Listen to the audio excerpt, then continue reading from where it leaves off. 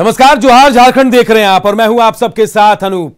खबरों की शुरुआत एक बड़ी खबर से करते हैं जो इस वक्त रांची से आ रही है। लोहरदगा के धुंदरू के जंगल में आईडी ब्लास्ट में घायल जिला पुलिस के जवान की मौत हो गई है। गंभीर रूप से घायल जवान को हेलीकॉप्टर से रांची लाया गया था और मेडिका अस्पताल में उसका इलाज भी चल रहा था। आपको बता दें कि जिले के सुदूरवर्ती सेरेंगदाग थाना क्षेत्र के धुंदरू जंगल में एंटी नक्सल अभियान के दौरान जिला पुलिस का एक जवान आईडी ब्लास्ट में घायल हो गया था। ब्लास्ट में जवान का एक पैर बुरी तरह से जख्मी हो गया था। सीआरपीएफ और जिला पुलिस के जवानों ने घायल जवान को घेराबंदी करके रखी थी। बाद में उसे हेलीकॉप्टर से रांची लाया गया था, जहां मेडिका में इलाज के दौरान उसकी मौत हो गई है। ओम प्रकाश हमारे सहयोगी इस खबर पर हमारे साथ जुड़े हैं। ओम प्रकाश, क्या कुछ अपडेट है? लगातार इलाज भी चल रहा था उसका, डॉक्टर क्या कह रहे हैं?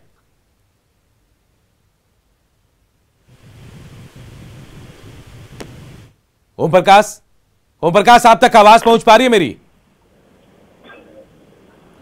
लगता हमारे सहयोगी तक आवाज नहीं पहुंच पा रही, लेकिन बड़ी खबर हम आपको बता रहे हैं। एंटी नक्सल अभियान के दौरान एक जवान घायल हुआ था लोहरदगा के धुंदरू जंगल में आईडी ब्लास्ट में, और उसका इलाज मेडिका में चल रहा था, लेकिन उसकी मौत हो गई है। ओम प्रकाश हमारे सहयोगी हमारे साथ जुड़े हुए। ओम प्रकाश, क्या कुछ अपडेट है? एक पैर बुरी तरह से जख्मी हुआ था जवान का, मौत की और क्या वजह बताई जा रही है? जो बताया जा रहा है उसके अनुसार जवान का जो एक पैर जख्मी था, वहीं दूसरे पैर में भी काफ़ी जख्म लगे थे और उस वजह से शरीर का काफ़ी सारा खून जो है वो रिस गया था, जिस कारण जवान की मौत हुई है। जवान की मौत की सूचना और घटना की सूचना पाते ही मेडिका अस्पताल में तमाम वरीय अधिकारी डीजीपी भी पहुंचे और मामले की जानकारी ली और पूरी वारदात पर आने वाले दिनों में कड़ी कार्रवाई की बात की है। लेकिन आपको बताना चाहेंगे कि लगातार झारखंड में इस तरह की वारदातें जो है वो आम हो चल रही है। अगर पिछले 15 दिनों की ही बात की जाए तो चाईबासा हो, दुमका, बोकारो हो या फिर आपका लोहरदगा का इलाका, तीनों जगह पे इस तरह की घटनाएं देखने को मिली। हालांकि 2 मामलों में जहां पर जवान घायल ही रहे, वहीं इस मामले में जवान का देहांत हो जाना एक बड़ी चुनौती जो है और कहा जाए तो एक मार्मिक तस्वीर जो है वो सामने आई है। और एक बार फिर कहीं ना कहीं कहा जाए तो नक्सली अपने फन को एक बार फिर उठाते हुए नजर आ रहे हैं। खासकर अगर बात की जाए आईडी की या प्रेशर बमों की, तो उनका इस्तेमाल जो है लगातार नक्सली कर रहे हैं और उससे निपटने के लिए झारखंड पुलिस के जो भी इंतजामात हैं या फिर जो रणनीतियां हैं वो कहीं ना कहीं धरातल पर पूरी तरह से फेलियर है। ज्यादातर जवानों की मौत जो है जिस एंटी नक्सल अभियान में लगे हैं, उनकी मौत जो है आईडी धमाके के साथ, ब्लास्ट के साथ ही हो रही है। क्या इसे रोकने के लिए कोई अलग रणनीति झारखंड सरकार या पुलिस विभाग के लोग नहीं बना रहे हैं? जी, जाहिर तौर पर इस बाबत हमने सवाल भी पूछा सूबे के डीजीपी से और साफ तौर से उन्होंने भी कहा है कि इसे लेकर अब नई इक्विपमेंट जो है वो ली जाएगी, ताकि इस तरह के आईडी बमों की जो इस्तेमाल है या फिर उन्हें जो पहचान करने की जगह है उसको सुचारू रूप से किया जा सके। लेकिन अब तक जो स्थिति है वो कहीं ना कहीं भयावह है और इस वजह से ही आईडी जो है वो नक्सलियों के लिए एक बड़ा हथियार साबित हो रहे हैं। तो वहीं कहा जाए तो पुलिस के लिए एक बड़ी चुनौती है और इससे निपटने के लिए अभी तक फिलहाल कोई भी मास्टर प्लान जो है पुलिस के पास नहीं है। बिल्कुल, आपको रोकना चाहेंगे ओम प्रकाश। हमारे साथ अदिति भी लोहरदगा से हमारे सहयोगी जुड़ गई हैं। अदिति, क्या कुछ जानकारी आपके पास है? जवान जिसकी मौत हुई है वो उसकी मौत के बाद कहीं ना कहीं एंटी नक्सल अभियान में जो लोग लगे हुए होंगे, जो जवान होंगे, एक बड़ा धक्का लगा होगा, मनोबल टूटता है ऐसे? जी अनूप, हम आपको बताना चाहेंगे कि सेट का एक जवान जो कि गुमला का रहने वाला था और इस अभियान को चलाते समय जब ये आईडी ब्लास्ट हुआ तो उनकी मौत हो गई मेडिका अस्पताल रांची में। तो कहीं ना कहीं लोहरदगा के लिए ये एक बहुत ही लोगों को डरा देने वाली और ये अति नक्सल प्रभावित क्षेत्र सुदूरवर्ती गांव सेरेंगदाग थाना क्षेत्र के धुंदरू जंगल के समीप ये आईडी ब्लास्ट हुआ। और अभी फिलहाल नक्सलियों का जो खोजबीन है वो कहीं ना कहीं पुलिस प्रशासन पूरे तरीके से अलर्ट हो गई है इसको लेकर के। जी अनूप। अदिति, एंटी नक्सल अभियान चलाया जा रहा है, क्या इसे रोक दिया गया या फिर लगातार चालू है? क्योंकि ऐसे धमाकों के बाद अक्सर रोक दिया जाता है ऐसे ऑपरेशंस को। नहीं, अभी ये लगातार चालू है क्योंकि लगातार कहीं ना कहीं नक्सली घटना को अंजाम लोहरदगा में चौथी बार दिया गया है। तो देखिए, ये लोहरदगा में जो एंटी नक्सल ऑपरेशन अभियान चलाया जा रहा है, धुंदरू जंगल में एक धमाका हुआ था आईडी ब्लास्ट, और उसमें एक जवान जो है वो घायल हुआ था। उसे हेलीकॉप्टर से मेडिका अस्पताल रांची के लाया गया, यहां उनका इलाज भी चल रहा था, लेकिन आज उस जवान की मौत हो गई है। गुमला के रहने वाले बताया जा रहे हैं और इस मौत के बाद कई सवाल भी खड़े हो रहे हैं। सवाल की जो रणनीति है, एंटी नक्सल अभियान जो चलाया जा रहा है नक्सलियों के खिलाफ, क्या इस रणनीति में बदलाव किया जाएगा? क्योंकि आईडी ब्लास्ट एक बड़ी चुनौती के रूप में पुलिस के सामने अक्सर ऐसी खबरें सामने आ जाती है, चुनौती भी बन रही है। ओम प्रकाश भी लगातार हमारे साथ जुड़े हैं। ओम प्रकाश, कौन कौन लोग अस्पताल पहुंचे और अब क्या जानकारी है? शव को जो है कहां ले जाया जाएगा? जी अनूप, अब तक जो यहाँ पर अधिकारी पहुँचने वाले में रहे उसमें रांची जिले के तमाम वरीय अधिकारी भी पहुँचे, वहीं डीजीपी जो राज्य के हैं वो पहुँचे, आईजी अभियान साकेत कुमार सिंह भी पहुँचे और यहाँ के हालात का जायज़ा लिया। फिलहाल जवान को यहाँ से लोहरदगा ले आया जाएगा, जहाँ से फिर उनके पैतृक निवास गुमला वहाँ पर भेजा जाएगा। तो तमाम तरह की तैयारियाँ जो है वो की जा रही हैं, लेकिन काफ़ी मार्मिक आज क्षण है कहा जाए तो पुलिस बलों के लिए। जिस तरह से एक बड़ा झटका जो है वो नक्सलियों ने एक बार फिर पुलिस को दिया है, तो इसे लेकर आने वाले दिनों में झारखंड पुलिस को खासकर आईडी को लेकर विशेष तौर पर अपने इक्विपमेंट्स को और भी ज़्यादा आधुनिक करने की ज़रूरत है। तो साथ ही अगर कहा जाए तो इस तरह के सर्च ऑपरेशन जब चलाए जाते हैं तो उस दौरान जो एहतियात होते हैं, जो एसओपी है, उसका अनुपालन कितना हो रहा है, इसे भी लेकर विशेष तौर पर जवानों को हिदायत देने की ज़रूरत है ताकि वो आईडी की चपेट में ना आए। तो आने वाले दिनों में क्या झारखंड पुलिस के जो आला हुक्मरान है या कहा जाए तो आला पुलिस अधिकारी हैं, इस बारे में को लेकर कितना सचेत होते हैं ये तो देखने वाला समय बताएगा। लेकिन अगर पिछले दिनों की बात की जाए तो लगता नहीं कि झारखंड पुलिस इन हादसों के बाद सबक लेती है। जी, लेकिन सबक लेना पड़ेगा। जो स्थिति, जो परिस्थितियां बन रही हैं उसके हिसाब से रणनीति में बदलाव करना पड़ेगा। क्या उम्मीद करें ओम प्रकाश की ऐसी घटनाएं जब सामने हो रही हैं, मौतें हो रही हैं अपने जवानों की, तो शायद रणनीति में बदलाव हो जाए, कुछ व्यवस्था अलग की जाएगी?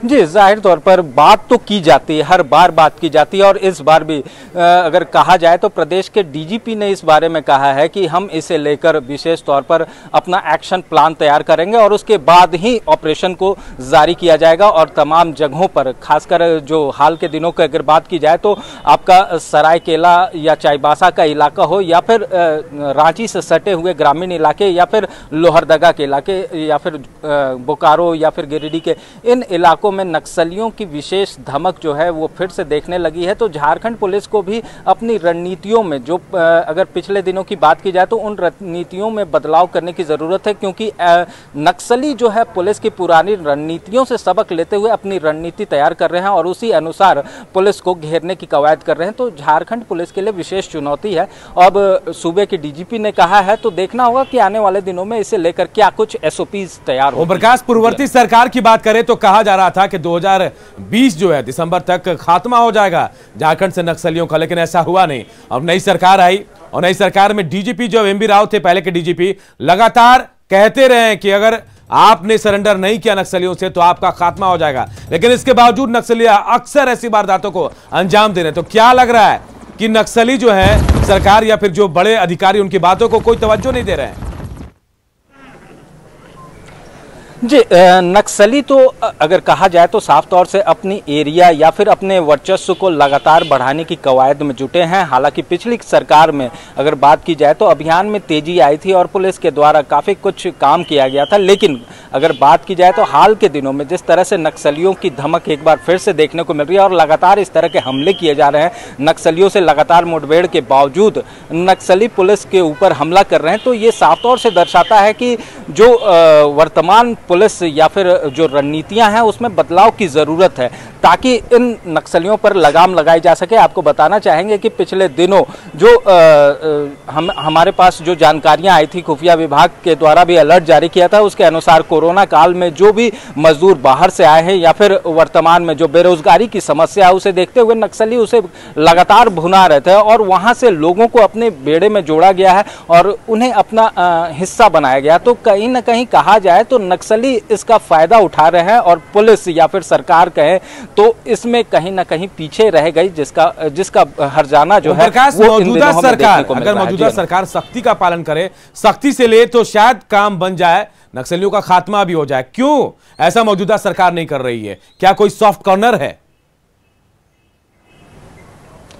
जी अनूप, साफ तौर से अगर कहा जाए तो सॉफ्ट कॉर्नर की बात कही जाए तो ये भी कहना जायज़ नहीं होगा, क्योंकि वर्तमान सरकार में भी लगातार अभियान तो चलाए जा रहे हैं, लेकिन जिस तरह से नक्सली एक बार फिर फ्रंट फुट पर आकर खेल रहे हैं तो वो साफ तौर से बताता है कि रणनीतियां जो हैं उसमें ज़रूर कुछ कमियां हैं जिसे दूर करने की ज़रूरत है। और ख़ास तौर पर जो नक्सल ग्रस्त इलाके हैं, जो हाल के दिनों में अगर हम देखा जाए तो वो नक्सल मुक्त होने की कगार पर खड़े थे, आज वहाँ फिर से नक्सली पनप रहे हैं। तो रणनीतियां जो हैं उसमें बदलाव करने की ज़रूरत है, और जाहिर तौर पर उसे लेकर जो अब तक पुलिस के द्वारा या फिर सरकार के द्वारा जो रणनीतियां तैयार की गई हैं उसमें कुछ कमियां हैं जिसका फायदा नक्सली उठा रहे हैं और लोगों को भी उसका नुकसान उठाना पड़ रहा है। जी, लेकिन अगर हमें नक्सलियों को खत्म करना है या फिर मुख्य धारा में लाना है तो अपनी रणनीति को तो बदलना जरूरी होगा। सरकार और जो तमाम लोग अभी हमारी खबर को भी देख रहे होंगे, मौत हुई जवान की, क्या अब रणनीति बदल जाएगी? उम्मीद की जाए कि ऐसे जब मनोबल जब टूटता होगा जवान का, हतोत्साहित होते होंगे, तो क्या उनके मन में भी बहुत सारी बातें होंगी और क्या इनके बाद अब रणनीति में बदलाव किया जा सकता है?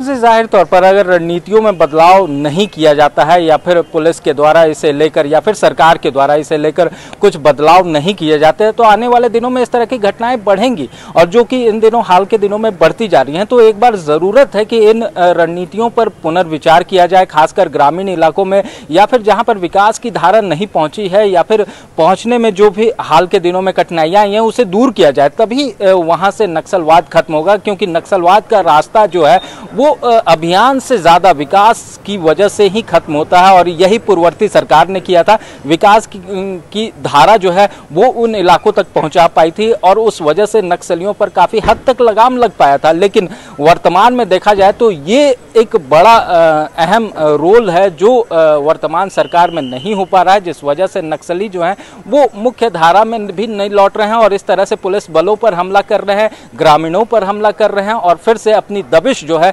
प्रदेश में एक बार मजबूत करने की कवायद में जुटे हैं। जी ओम प्रकाश, एक और जवान की बात आप बता रहे थे, शायद वो भी आईडी ब्लास्ट में घायल हुआ था, उसकी हालत के बारे में बताएं कि कैसी हालत है उसकी फिलहाल?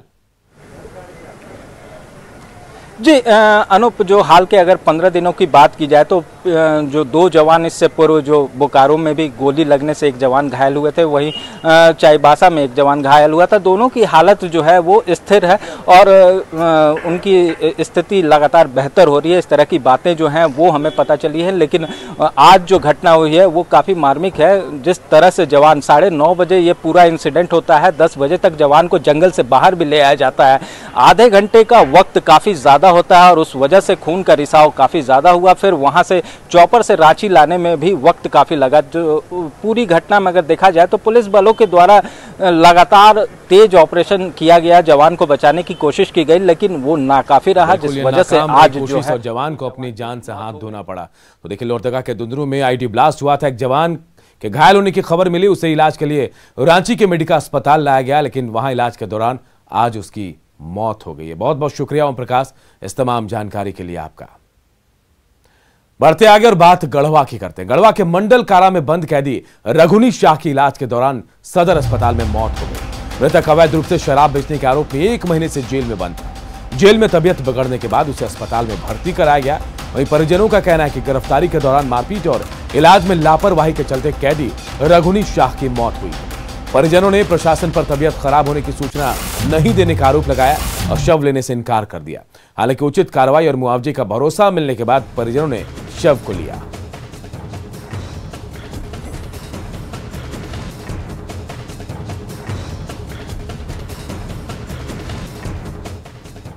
प्रशासन पकड़ के उसको पिटाई किए, कसकर पिटाई कर ही और उसको अरेस्ट किया गया। अरेस्ट कर यहाँ जेल में भर्ती किया गया।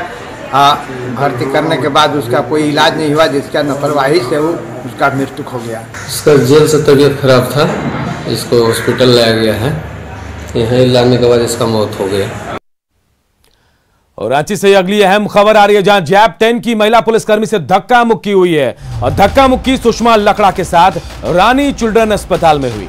अस्पताल के गार्ड ने धक्का मुक्की की, जिसमें महिला पुलिसकर्मी जमीन पर गिर गई। धक्का मुक्की के बाद वहां जमकर हंगामा भी हुआ, जिसके बाद पुलिसकर्मियों ने 2 अस्पताल कर्मियों को हिरासत में लिया, जबकि महिला पुलिसकर्मी को धक्का देने वाला गार्ड वहां से फरार हो गया।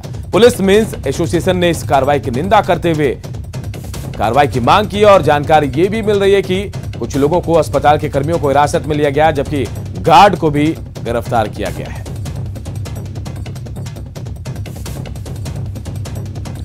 हालांकि पुलिस मेंस एसोसिएशन ने इस कार्रवाई की निंदा करते हुए इस मामले में बेहतर कार्रवाई की मांग की है। गार्ड को हम लोग थाने ले गए हैं। गार्ड का तो ये अभी हरबीर राय नाम मेरे को उतना ही नहीं है। अभी जांच के विषय आगे कैमरा देखने के बाद ही अगर आगे कार्रवाई की। मानवता को शर्मसार करने वाला घटना है। आज हमारी जैप 10 की महिला आरक्षी के साथ रानी हॉस्पिटल प्रबंधन के द्वारा दुर्व्यवहार किया गया है। डॉक्टर राजेश खुद आकर आज इस घटना की निंदा किए हैं और हम पुलिसकर्मियों से किए गए दुर्व्यवहार के लिए उन्होंने माफ़ी मांगा है। उनके लोगों के द्वारा की गए कुरकुत्र के लिए थाना में सुसंगत धाराओं में केस दर्ज हो रही है और वे जेल जाएंगे। दुमका सदर अस्पताल के सामने साल 2018 में वाटर एटीएम लगाया गया था, लेकिन लगने के महज 6 महीने बाद वाटर एटीएम खराब हुआ। वो आज तक खराब ही पड़ा है। सदर अस्पताल से फूलो झानो मेडिकल कॉलेज एंड हॉस्पिटल बन गया, लेकिन अस्पताल परिसर में शुद्ध जल की कोई व्यवस्था नहीं हो पाई। खराब पड़े वाटर एटीएम का जायजा लिया हमारे सहयोगी पंचम झा ने। 3 महीना चलने के बाद जो है ये फिर खराब हो गई है। उसके बाद कोई ध्यान नहीं दिए। बहुत तरह का तकलीफ है और ये रहने के बाद बहुत तरह का सुविधा भी थे। दुमका सदर अस्पताल के सामने काफी तामझाम के साथ लगभग 3 वर्ष पहले वाटर एटीएम लगाया गया था। वाटर एटीएम चालू होने के महज कुछ महीने बाद ही यह जो बंद हुआ तो आज तक बंद पड़ा हुआ है। आप वाटर एटीएम का नजारा देख सकते हैं। उसके नीचे जो स्वच्छता सर्वे चल रहा है पूरे भारतवर्ष में, और यह दुमका मेडिकल कॉलेज के बाद उसका नामकरण फूलो झानो मेडिकल कॉलेज हो गया हो, लेकिन गंदगी की क्या स्थिति है इसका अंदाजा आप लगा सकते हैं। उसके बाद वाटर एटीएम में जितने भी मशीन थे बाहर से देखने के बाद सभी खराब लग रहे हैं, कोई भी फंक्शनल नहीं है और विगत 2 वर्ष से इसका यही हाल बना हुआ है। गर्मी का मौसम आने वाला है और क्योंकि यह फूलो झानो मेडिकल कॉलेज बन गया है तो दुमका ही नहीं बल्कि प्रमंडल के सभी 6 जिले या बिहार से भी मरीज यहाँ आते हैं, लेकिन उनके लिए समुचित पेयजल की व्यवस्था नहीं है। इसके चालू रहने से कम 1 रुपये में शुद्ध और ठंडा पानी लोगों को आसानी से मिल जाता था। इसकी कोई वैकल्पिक व्यवस्था भी आज तक नहीं हो पाई है। पंचम कुमार झा, न्यूज 18 दुमका। पाकुड़ के रद्दीपुर थाना क्षेत्र में सैकड़ों पत्थर खदान और क्रशर चल रहे हैं, लेकिन मजदूरों को नियम अनुसार यहां सुरक्षा नहीं मिलती है। लिहाजा मजदूर जो है असुरक्षित माहौल में काम करते हैं। मौत का सौदा करके पत्थर माफिया मालामाल हो रहे हैं। इस बारे में ज्यादा जानकारी दे रहे हमारे सहयोगी कुंदन कुमार। पाकुड़ जिले के रद्दीपुर थाना क्षेत्र में सैकड़ों पत्थर खदान संचालित है और इन पत्थर खदानों में काम करने वाले जो मजदूर हैं वो बिल्कुल असुरक्षित माहौल में काम करते हैं। हाल ही में एक मजदूर की डेथ हो गई और उसे बंगाल ले जाया गया और वहां के बाद ला करके पुलिस पदाधिकारी कार्रवाई करते हुए एफआईआर दर्ज कर लिया है। पुलिस का कहना है कि पत्थर लोडेड ट्रक में चल रहा था और उस मजदूर की मौत हो गई। यहाँ सबसे महत्वपूर्ण बात है कि यह बंगाल से सटा हुआ है और यहाँ जब कभी मजदूरों को कुछ होता है तो वो सीधे बंगाल लेकर चले जाते हैं और वहाँ के बाद उसकी इलाज होती है। फिर जो होना होता है वो होता है, लेकिन दर्जनों ऐसे मामले हैं जो रफा दफा हो जाता है। सबसे बड़ी वजह यह होता है कि मजदूर वर्ग को पत्थर माफिया द्वारा डराया धमकाया जाता है और इन केन प्रकार उससे पैसा दे करके उसके मुंह को बंद कर दिया जाता है। मजदूर बिल्कुल असुरक्षित माहौल में काम करते हुए हमेशा काल के गाल में समाते रहते हैं और इस काम में खाकी और माफिया का मिली भगत होता है। पैसे के बल पर सारा चीज को अंडरग्राउंड कर दिया जाता है। वरीय पदाधिकारी से रद्दीपुर थाना क्षेत्र काफ़ी दूर पड़ता है, जिससे वरीय पदाधिकारियों को इन घटनाओं को सूचना नहीं मिल पाती है और वरीय पदाधिकारी उन क्षेत्र में छापेमारी अभियान भी नहीं के बराबर चलाती है। देखने वाली बात होगी कि कब तक मजदूरों को जो सुरक्षा मिलना चाहिए, खनन विभाग और श्रम विभाग का जो नियम है वो कब तक पत्थर व्यवसाय उस पर लागू करते हैं और मजदूर सुरक्षित माहौल में काम करते हैं। कुंदन कुमार, न्यूज 18 पाकुड़। एक जीनियस की पहचान छोटी उम्र में ही हो जाती है और वो अपना कमाल छोटी उम्र से ही दिखाना शुरू कर देते हैं। नेटवर्क 18 की इस खास पहल में ऐसे ही कुछ जीनियस से आपको रूबरू कराएंगे बायजूस यंग जीनियस में। पिछले हफ्ते आप मिले 3 नंबरों के जादूगरों से इनका उत्साह बढ़ाया सोहाली खान ने। आइए देखते हैं उसी की एक झलक।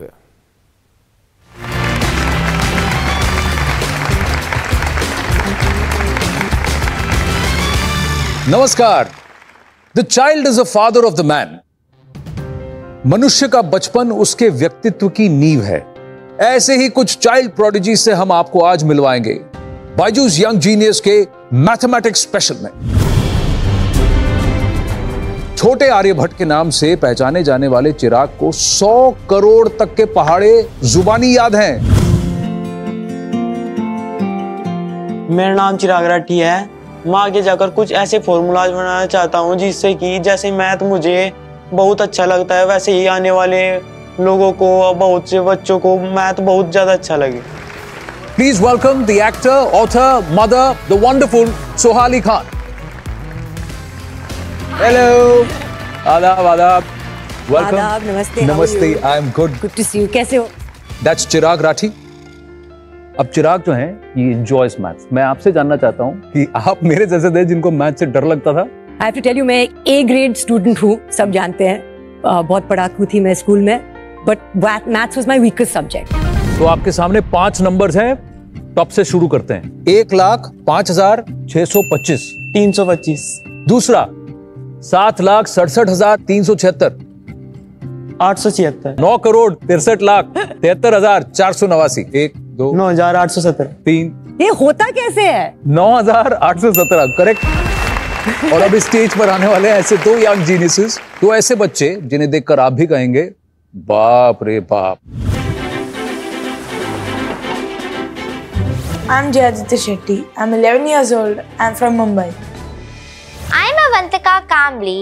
I'm 10 years old and I'm a young mathematician from Mumbai. My aim is to bring as much glory to India as much as she did. Hi. Hi. Hi. Hi, how are you? I'm fine. How are you? I'm a little worried about your act now. I'm really nervous. I'm feeling nervous. I don't know why I'm feeling nervous. Yeah, I just feel like I'm in the presence of like geniuses. एक बात बताओ आप, maths के अलावा आप क्या क्या करते हो? मैथ्स के अलावा मैं वायलिन प्ले करती हूँ, मैं क्यूब करती हूँ। Rubik's cube? हाँ। आपको क्या करना है? ये रूबिक्स क्यूब पकड़िए या हुला हुप या दोनों? दोनों।